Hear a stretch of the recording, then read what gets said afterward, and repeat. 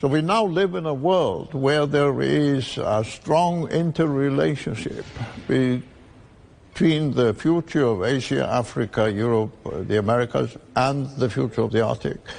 And what we have succeeded in is creating this annual global gathering to bring together all the major stakeholders and let them do their own thing. And of course, from the very beginning, China has played a big role in this. Both the scientific institutions, the Chinese Polar Research Institute, the Tibetan Plateau Institute, as well as the Foreign Ministry and the climate leadership, as well as other prominent leaders from your country. The year when you founded the ACA, that's the year that China gained the observer status of the Arctic Council in 2013.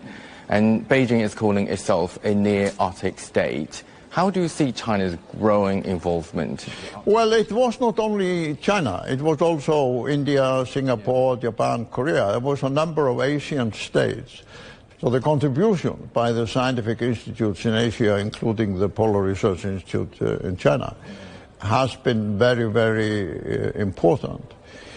The problem is that after the war in Ukraine, and the isolation of Russia from Western Europe and the United States, the Arctic Council, the intergovernmental body, is just limping along. This is a platform for all of them to sit down and talk. And it's reported that the Arctic is warming 3 times faster than the rest of the planet. Do you think we're close to a tipping point?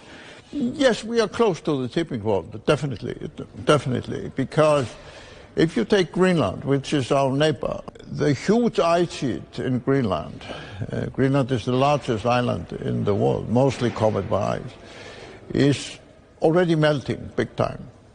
And if only a quarter of the Greenland ice sheet melts, it will lead to 2 meters rise in sea level everywhere in the world. With the rapid development of artificial intelligence, we need a lot of renewable energy, all energy, to power those data centers. Do you think it will make this more difficult or rather more complicated? Well, that is a very important question, because unfortunately this growing discussion about artificial intelligence almost always leaves out the question of the energy.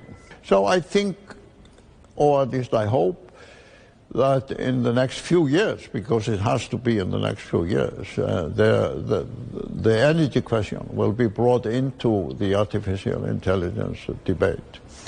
And if we cannot run this monumental operation that artificial intelligence will include on clean energy, then the tipping points will arrive very early.